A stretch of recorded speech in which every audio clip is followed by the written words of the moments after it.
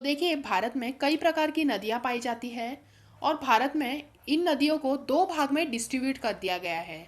तो एक भाग है हिमालयन नदियाँ और दूसरा भाग है प्रायद्वीपीय नदियाँ। तो हिमालयन नदियाँ क्या होती है? तो हिमालयन नदियाँ वो होती है जो हिमालय से निकलती है। तो देखिए, एकदम इजी है। जो नदी हिमालय से निकलती है वो नदियाँ हिमालयन नदियाँ के नाम से जानी जाती है। और जो नदी दक्षिण भारत से निकलती है वो नदी प्रायद्वीपीय नदी के नाम से जानी जाती है। तो आप इतना याद रखिएगा। अब देखते हैं question answer. Question number 1, Bharat की सबसे चौड़ी नदी कौन सी है? अगर आपको आंसर आते होंगे तो कमेंट करके बताइए। भारत की सबसे चौड़ी नदी है ब्रह्मपुत्र नदी है। और आप ब्रह्मपुत्र नदी के बारे में थोड़ा सा जान लीजिए। मानसरोवर झील के 80 किलोमीटर की दूरी पर चेमयुंग डुंग ग्लेशियर है। तो उस ग्लेशियर से ब्रह्मपुत्र नदी का उद्गम होता है और वहाँ से ये नदी निकलती है और वहाँ से ये नदी निकलकर तिब्बत में पहुँच जाती है। तो देखिए, इस नदी को अलग अलग जगह पर अलग अलग नाम से जाना जाता है। तो जैसे ये नदी मानसरोवर झील से तिब्बत में पहुँचती है तो तिब्बत में इस नदी को सांगपो नदी के नाम से जाना जाता है। और फिर ये नदी तिब्बत से होकर के भारत में पहुँचती है, तब इस नदी को भारत में ब्रह्मपुत्र नदी के नाम से जाना जाता है। तो आप ये याद रखिए, भारत में इस नदी को ब्रह्मपुत्र नदी के नाम से जाना जाता है। और भारत से होकर के ये नदी जब बांग्लादेश में पहुंच जाती है तब बांग्लादेश में इस नदी को जमुना नदी के नाम से जाना जाता है। और बांग्लादेश से होकर ये नदी बंगाल की खाड़ी में गिर जाती है। तो हमने देखा, ब्रह्मपुत्र नदी को अलग अलग जगह पर अलग अलग नामों से जाना जाता है। जैसे कि इस नदी को तिब्बत में सांगपो के नाम से जाना जाता है। जब ये नदी तिब्बत से भारत में प्रवेश करती है तब इस नदी का नाम चेंज होकर ब्रह्मपुत्र हो जाता है। जब ये नदी भारत से होकर के बांग्लादेश में चली जाती है तब इस नदी को जमुना नदी के नाम से जाना जाता है। और एक बात है, भारत का एक राज्य है अरुणाचल प्रदेश। तो अरुणाचल प्रदेश में ब्रह्मपुत्र नदी को दिहांग नाम से जाना जाता है। तो आप ये भी याद रखिएगा, अरुणाचल प्रदेश में ब्रह्मपुत्र नदी को दिहांग नाम से जाना जाता है। और इस नदी की कुल लंबाई ये 2900 किलोमीटर है। और इसकी सिर्फ भारत की लंबाई की बात की जाए तो भारत में इसकी लंबाई है 916 किलोमीटर। तो आप ये याद रखिएगा, ये नदी भारत की चौड़ी नदी है। भारत की सबसे लंबी नदी है गंगा नदी है और गंगा नदी की लंबाई है 2525 किलोमीटर है। इतनी इन्फॉर्मेशन काफ़ी होगी ब्रह्मपुत्र नदी को लेकर के। मैंने वीडियो के एंड में आपके लिए टेस्ट रखी है जिसमें आपको मैं क्वेश्चन पूछूंगी, तो आपको उसका आंसर कमेंट में बताना है। तो आप ये वीडियो को एंड तक ज़रूर देखिए। चलिए देखते हैं क्वेश्चन नंबर 2। कावेरी नदी गिरती है, तो कावेरी नदी कहाँ गिरती है? तो इसका आंसर है बंगाल की खाड़ी। बंगाल की खाड़ी में कावेरी नदी गिरती है। तो कावेरी नदी पर से भी एग्जाम में कई बार क्वेश्चन पूछ लिए जाते हैं, तो आपको कावेरी नदी के बारे में भी थोड़ी इन्फॉर्मेशन बता देती हूँ। कावेरी नदी की लंबाई है 800 किलोमीटर की है। और देखिए, कावेरी नदी को दक्षिण भारत की गंगा के नाम से भी जाना जाता है। अगर एग्जाम में ये क्वेश्चन पूछ लिया जाए कि दक्षिण भारत की गंगा के नाम से किस नदी को जाना जाता है, तो इसका आंसर होगा कावेरी नदी। ठीक है, अब देखते हैं कावेरी नदी का उद्गम कहाँ से होता है, यानी कावेरी नदी कहाँ से निकलती है।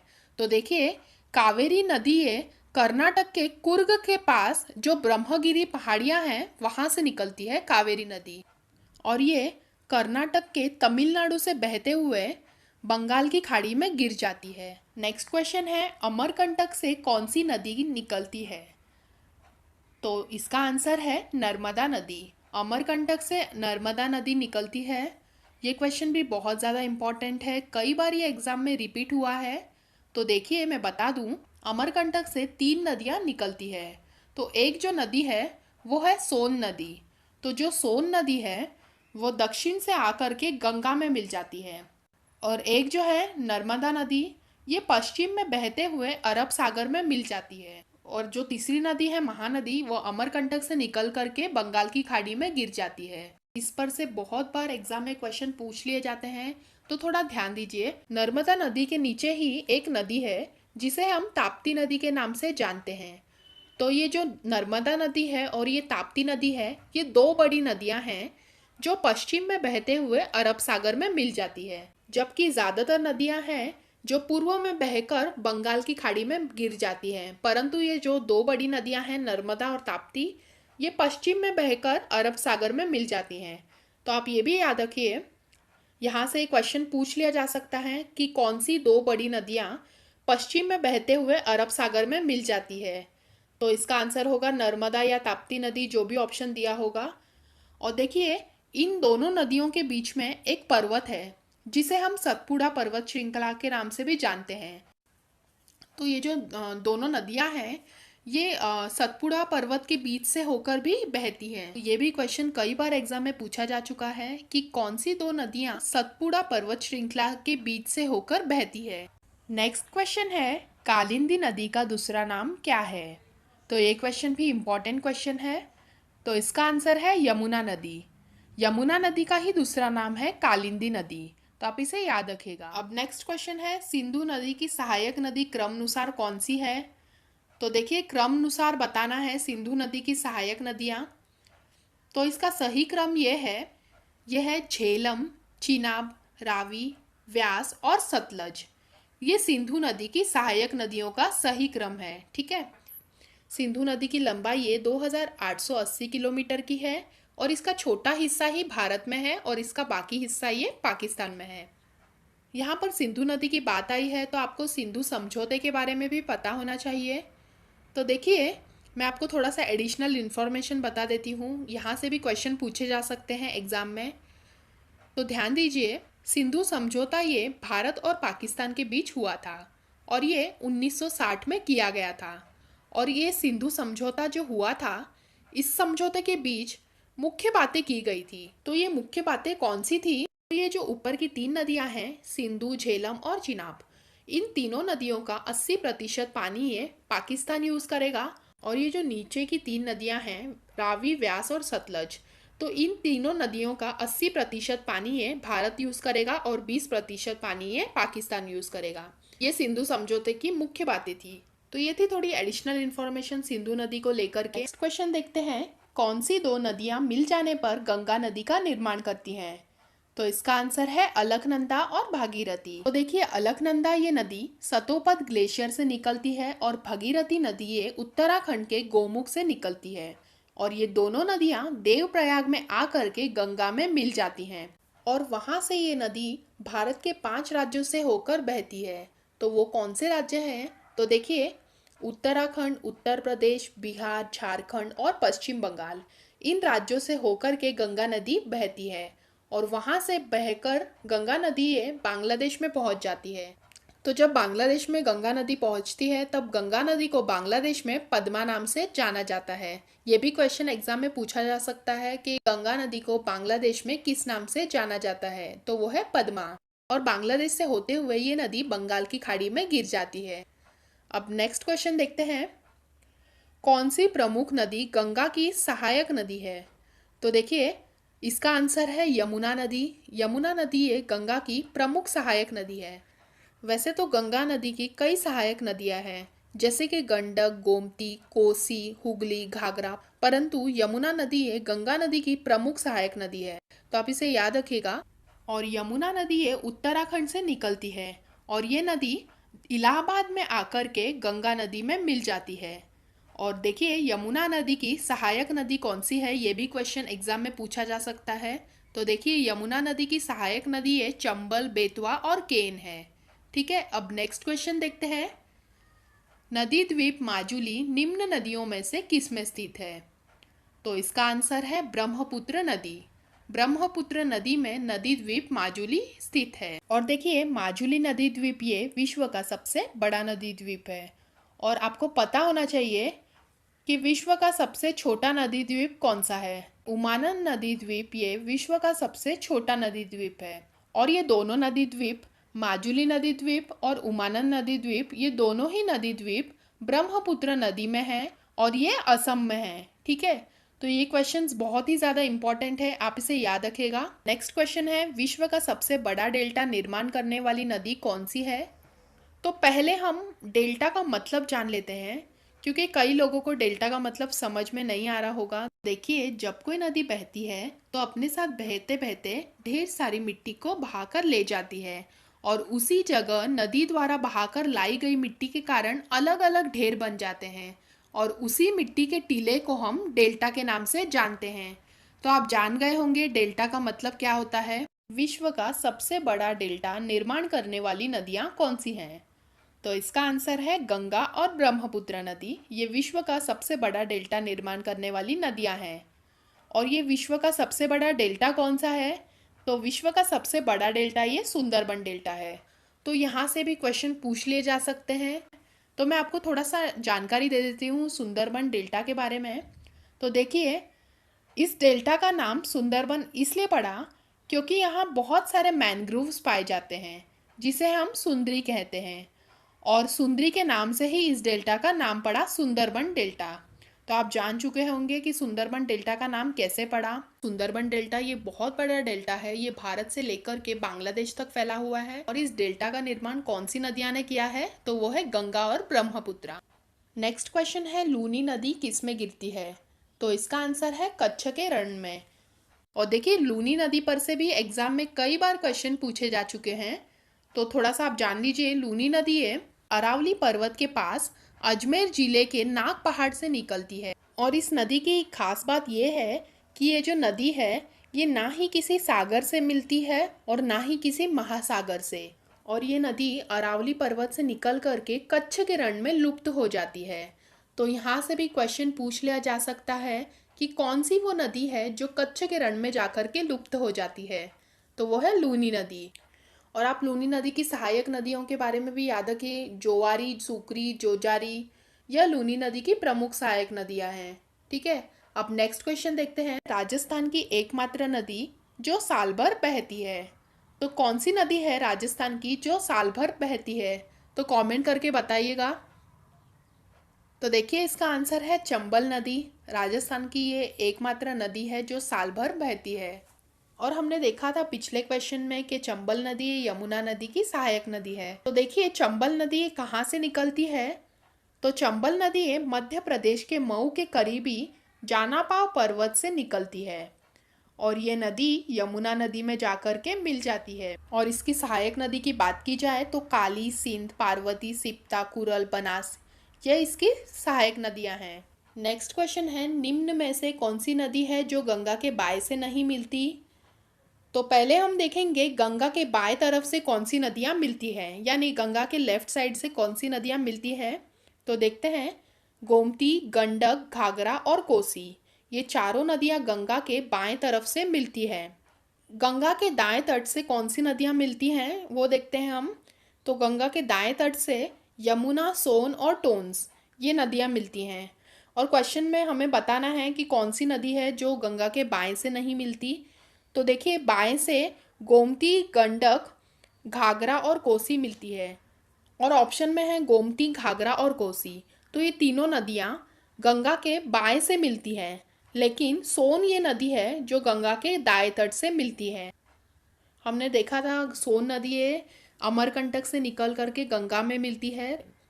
तो सोन नदी ये गंगा के दाएं तट पर मिलती है और गंगा के बाएं तट पर ये नदी नहीं मिलती। तो इसका आंसर होगा सोन नदी। नेक्स्ट क्वेश्चन है, कौन सी नदी उड़ीसा में डेल्टा का निर्माण करती है? तो इसका आंसर है महानदी। तो महानदी अमरकंटक से निकलती है और उड़ीसा से हो करके ये नदी बंगाल की खाड़ी में गिर जाती है। और ये नदी जब उड़ीसा में जाती है तब ये नदी डेल्टा का निर्माण करती है। तो आप ये याद रखिएगा। अब नेक्स्ट क्वेश्चन है, प्रायद्वीपीय भारत की सबसे लंबी नदी कौन सी है? इम्पॉर्टेंट क्वेश्चन है ये भी। तो हमने देखा था प्रायद्वीपीय नदी वो नदियाँ होती हैं जो दक्षिण भारत से निकलती हैं। तो देखिए, प्रायद्वीपीय भारत की सबसे लंबी नदी ये गोदावरी नदी है और ये गोदावरी नदी है महाराष्ट्र राज्य के नासिक से निकलती है। तो आप इसे याद रखिएगा, गोदावरी नदी है महाराष्ट्र राज्य के नासिक से निकलती है और ये बंगाल की खाड़ी में गिर जाती है। और ये जो गोदावरी नदी है ना, ये दक्षिण भारत की सबसे लंबी नदी है। और उत्तर भारत की सबसे लंबी नदी हमने देखा था गंगा नदी उत्तर भारत की सबसे लंबी नदी है। कई बार ये क्वेश्चन पूछ लिया जाता है कि दक्षिण भारत की सबसे लंबी नदी कौन सी है? तो गोदावरी नदी है दक्षिण भारत की सबसे लंबी नदी है। और आप ये भी याद रखिएगा, गोदावरी नदी को दक्षिण की गंगा या बृहद गंगा के नाम से भी जाना जाता है। और गोदावरी नदी की सहायक नदी कौन सी है? तो वैनगंगा और पैनगंगा ये गोदावरी नदी की सहायक नदियां हैं। नेक्स्ट क्वेश्चन है, शिव समुद्रम जल प्रपात किस नदी पर बनाया गया है? तो इसका आंसर है कावेरी नदी पर शिव समुद्रम जल प्रपात बनाया गया है। नेक्स्ट देखिए, कौन सी 3 नदियां हैं जो हिमालय को पार करके भारत में आती हैं? तो ये क्वेश्चन भी यूपीएससी के एग्जाम में कई बार पूछा जाता है। इसका आंसर है सिंधु, सतलज और ब्रह्मपुत्र।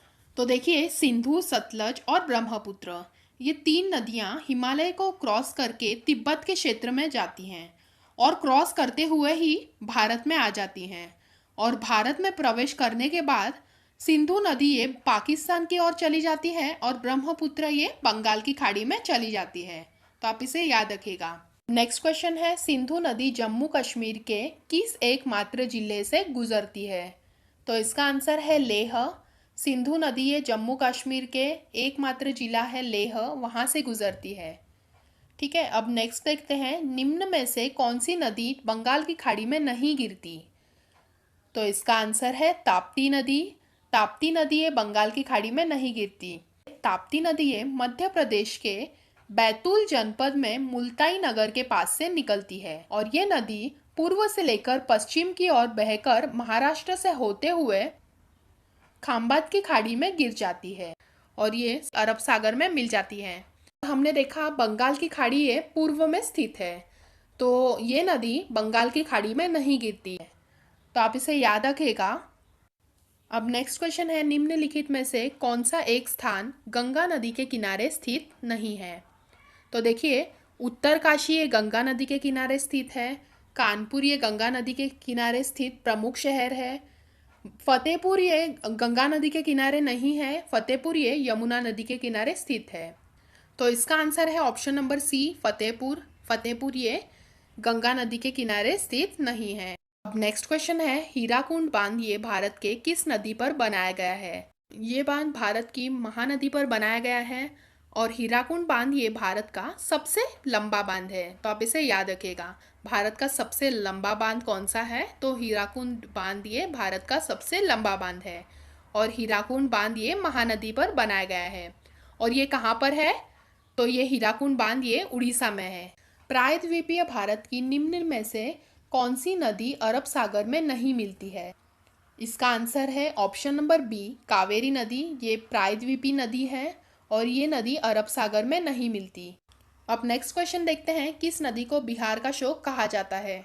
ये क्वेश्चन भी इम्पॉर्टेंट है। तो देखिए, इसका आंसर है कोसी नदी। कोसी नदी को सौरो ऑफ बिहार कहा जाता है, यानी बिहार का शोक कहा जाता है, क्योंकि ये जो नदी है कोसी नदी ये बार बार अपना रास्ता चेंज करती रहती है। इसी वजह से यहाँ बार बार बाढ़ आती है और इसी के कारण कोसी नदी को विनाशक नदी के नाम से भी जाना जाता है। नेक्स्ट क्वेश्चन है, गंगा एवं ब्रह्मपुत्र की संयुक्त जलधारा को क्या कहते हैं? तो ये भी इम्पोर्टेंट क्वेश्चन है। तो इसका आंसर है मेघना। गंगा एवं ब्रह्मपुत्र की संयुक्त जलधारा को मेघना कहते हैं। हमने देखा था गंगा नदी ये उत्तराखंड से निकल करके जब बांग्लादेश में पहुंचती है तब इस नदी को पद्मा के नाम से जाना जाता है और ब्रह्मपुत्र नदी ये मानसरोवर से जब निकल करके बांग्लादेश में पहुंच जाती है तब ब्रह्मपुत्र नदी को जमुना के नाम से जाना जाता है। और जब ये दोनों नदियां बांग्लादेश में आकर आपस में मिल जाती है तब इसे मेघना के नाम से जाना जाता है। ये इंपॉर्टेंट क्वेश्चन है, तो आप इसे ध्यान रखिए। गंगा और ब्रह्मपुत्र की संयुक्त जलधारा को मेघना के नाम से जाना जाता है। नेक्स्ट क्वेश्चन है, निम्नलिखित में से कौन सी नदी बंगाल का शोक कहलाती है? तो इसका आंसर है दामोदर नदी। दामोदर नदी ये बंगाल का शोक कहलाती है और ये जो नदी है ये भारत के झारखंड राज्य में छोटा नागपुर है वहाँ से निकलती है और ये पश्चिम बंगाल और झारखंड में बहती है और इस नदी में कई बार तबाही मचाने वाली बाढ़ आती है। इसी कारण से दामोदर नदी को बंगाल का शोक कहा जाता है। अब नेक्स्ट क्वेश्चन है, निम्न में से कौन सी नदी डेल्टा नहीं बनाती? तो देखिए, ऑप्शन नंबर ए गंगा नदी डेल्टा बनाती है, गोदावरी भी डेल्टा बनाती है, महानदी भी डेल्टा बनाती है, इसके अलावा ब्रह्मपुत्र और कावेरी नदी भी डेल्टा बनाती है, परंतु ताप्ती नदी ये डेल्टा नहीं बनाती। तो इसका आंसर है ऑप्शन नंबर डी, ताप्ती नदी। नेक्स्ट क्वेश्चन है, पंचगंगा और दूधगंगा किसकी सहायक नदी है? तो इसका आंसर है कृष्णा नदी की सहायक नदी है पंचगंगा और दूधगंगा। और देखिए कृष्णा नदी है पश्चिमी घाट पर्वत के महाबलेश्वर से निकलती है। और आप ये भी याद रखिए कृष्णा नदी पंचगंगा और दूधगंगा के अलावा तुंगभद्रा, घाट प्रभा, मान प्रभा, मूसी और भीमा, यह सभी भी सहायक नदियां हैं। अब नेक्स्ट क्वेश्चन देखिए, किस नदी को ओडिशा का शोक कहा जाता है? तो महानदी को ओडिशा का शोक कहा जाता है। हमने देखा था छत्तीसगढ़ और उड़ीसा की सबसे बड़ी नदी है महानदी, और इस नदी पर भारत का सबसे लंबा बांध बनाया गया है और वो है हीराकुंड बांध। तो आप याद रखिएगा बंगाल का शोक ये दामोदर नदी को कहा जाता है और ओडिशा का शोक ये महानदी को कहा जाता है। नेक्स्ट है, भारत का सबसे बड़ा नदी मुख किस नदी के मुख पर है? तो इसका आंसर है हुगली नदी। हुगली नदी पर भारत का सबसे बड़ा नदी मुख है। हुगली नदी ये पश्चिम बंगाल राज्य में है और ये गंगा की सहायक नदी है। और हुगली नदी पर हावड़ा ब्रिज भी बनाया गया है। तो आप इसे याद रखिएगा, यहाँ से क्वेश्चन पूछा जा सकता है कि हावड़ा ब्रिज किस नदी पर बनाया गया है, तो वो है हुगली नदी पर। अब नेक्स्ट क्वेश्चन है, पंजाब के निर्माण में सबसे महत्वपूर्ण नदी कौन सी है? तो इसका आंसर है सिंधु नदी। सिंधु नदी का बहुत बड़ा योगदान है पंजाब के निर्माण में, तो आप इसे याद रखेगा। नेक्स्ट क्वेश्चन है, कौन सी नदी विंध्य तथा सतपुड़ा पर्वत श्रृंखला के मध्य से होकर गुजरती है? तो हमने देखा था नर्मदा नदी है विंध्य तथा सतपुड़ा पर्वत श्रृंखला के मध्य से होकर के गुजरती है और मध्य प्रदेश में इसके कृषि और सिंचाई के योगदान के कारण इसे मध्य प्रदेश की जीवन रेखा भी कहा जाता है, तो आप इसे याद रखेगा। अब नेक्स्ट क्वेश्चन है, रुद्रप्रयाग किन दो नदियों के संगम पर स्थित है? तो इसका आंसर है ऑप्शन नंबर बी, अलकनंदा और मंदाकिनी। रुद्रप्रयाग ये अलकनंदा और मंदाकिनी इन नदियों के संगम पर स्थित है। नेक्स्ट क्वेश्चन है, गंडक नदी को नेपाल में किस नदी के नाम से जाना जाता है? तो इसका आंसर है नारायणी। गंडक नदी को नेपाल में नारायणी के नाम से जाना जाता है और गंडक नदी ये नेपाल से निकलती है और गंगा में आकर के मिल जाती है, तो आप इसे याद रखेगा। नेक्स्ट है, कौन सी नदी भारत और नेपाल के बीच सीमा बनाती है? तो इसका आंसर है काली नदी। काली नदी ये नेपाल और भारत के बीच सीमा बनाती है और नेपाल में काली नदी को महाकाली के नाम से जाना जाता है और भारत में काली नदी को काली नदी के नाम से ही जाना जाता है। नेक्स्ट है, भारत की कौन सी नदी को लवन नदी के नाम से जाना जाता है? तो इसका आंसर है लूनी नदी। लूनी नदी को लवन नदी के नाम से जाना जाता है। नेक्स्ट है, मानस नदी किसकी सहायक नदी है? तो यह है ब्रह्मपुत्र नदी की सहायक नदी है मानस नदी। नेक्स्ट क्वेश्चन है, नदियों को जोड़ने की योजना का प्रस्ताव किसके शासनकाल में रखा गया था? तो नदियों को जोड़ने की योजना का प्रस्ताव ये राजग सरकार के काल में रखा गया था। अब नेक्स्ट है, सिंधु नदी की एक सहायक नदी जो हिमाचल प्रदेश से होकर बहती है। तो इसका आंसर है सतलज नदी। इम्पॉर्टेंट क्वेश्चन है ये भी। सतलज नदी ये सिंधु नदी की एक सहायक नदी है और वो हिमाचल प्रदेश से होकर बहती है। नेक्स्ट क्वेश्चन है, कोपिली नदी किसकी सहायक नदी है? तो इसका आंसर है ऑप्शन नंबर डी, ब्रह्मपुत्र नदी की। ब्रह्मपुत्र नदी की कोपिली नदी ये सहायक नदी है और कोपिली नदी ये मेघालय के पठार से निकलती है और ये मेघालय और असम के राज्यों से होकर के बहती है और यहीं से ये ब्रह्मपुत्र नदी में मिल जाती है। यहाँ से और एक क्वेश्चन पूछा जा सकता है कि ब्रह्मपुत्र नदी की सबसे बड़ी दक्षिणी सहायक नदी कौन सी है? तो कोपिली नदी ही ब्रह्मपुत्र नदी की सबसे बड़ी दक्षिणी सहायक नदी है, आप इसे याद रखिएगा। नेक्स्ट है, कहाँ भागीरथी और अलकनंदा मिलकर गंगा बन जाती हैं? तो ये क्वेश्चन भी बहुत ज़्यादा रिपीटेड क्वेश्चन है, कई बार ये क्वेश्चन रिपीट हुआ है। देवप्रयाग में भागीरथी और अलकनंदा नदी मिल जाती हैं और वो गंगा नदी बन जाती हैं। और ये देवप्रयाग कहाँ है? तो देवप्रयाग है उत्तराखंड में। ऐसे कौन सी नदी है जिसका उद्गम भारतीय राज्य क्षेत्र में नहीं है? तो इसका आंसर है ऑप्शन नंबर डी, घाघरा नदी। घाघरा नदी ये नेपाल से निकलती है और भारत में आकर के गंगा में मिल जाती है, तो इसका उद्गम स्थल भारत में नहीं है और बाकी सारी नदियों का उद्गम स्थल भारत में है, तो इसका आंसर होगा घाघरा नदी। निम्नलिखित में से कौन सी नदी अपना रास्ता बदलते रहने के लिए प्रसिद्ध है? तो इसका आंसर है ऑप्शन नंबर बी, कोसी नदी। कोसी नदी ये अपना रास्ता बदलती रहती है और इसी के कारण इसे बिहार का शोक भी कहा जाता है। नेक्स्ट है, निम्न में से कौन सी नदी यमुना नदी में नहीं मिलती है। ये क्वेश्चन भी इम्पॉर्टेंट क्वेश्चन है। तो इसका आंसर है ऑप्शन नंबर ए, सोन नदी। हमने देखा था सोन नदी ये अमरकंटक से निकल कर के गंगा नदी में मिल जाती है, और बाकी सारी नदियां हैं केन, बेतवा और चंबल, ये यमुना नदी की ही सहायक नदियां हैं। तो ये यमुना नदी में मिल जाती है, परंतु सोन नदी ये यमुना नदी में नहीं मिलती है, ये गंगा नदी में मिलती है। तो आप इसे याद रखिएगा। कावेरी नदी जल विवाद मुख्यतः किन दो राज्यों के मध्य है। ये क्वेश्चन भी बहुत ज़्यादा रिपीट हुआ है एग्जाम में। तो इसका आंसर है कर्नाटक तथा तमिलनाडु, इन दो राज्यों के मध्य कावेरी जल विवाद है। अब नेक्स्ट है, सोन और नर्मदा नदी निकलती हैं। तो देखिए ये नदी कहाँ से निकलती हैं। हमने देखा था सोन और नर्मदा नदी और महानदी, ये तीनों नदियाँ अमरकंटक से निकलती हैं। ये सभी क्वेश्चंस बहुत ज़्यादा इंपॉर्टेंट है, आप ध्यान से देखिएगा। अब नेक्स्ट देखते हैं, नासिक किस नदी के किनारे बसा है। तो नासिक ये गोदावरी नदी के किनारे बसा है। नेक्स्ट है, नर्मदा नदी का अधिकांश भाग भारत के किस राज्य में है। तो नर्मदा नदी का अधिकांश भाग ये भारत के मध्य प्रदेश में है। नेक्स्ट क्वेश्चन है, दामोदर नदी कहाँ से निकलती है। तो इसका आंसर है छोटा नागपुर पठार से दामोदर नदी निकलती है। नेक्स्ट है, भागीरथी नदी किस स्थान से निकलती है।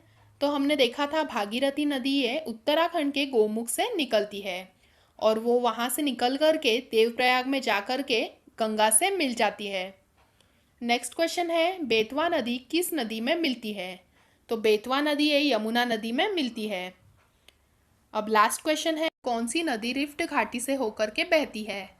तो ताप्ती नदी ये रिफ्ट घाटी से होकर के बहती है, या रिफ्ट द्रोणी भी बोल सकते हैं रिफ्ट घाटी को।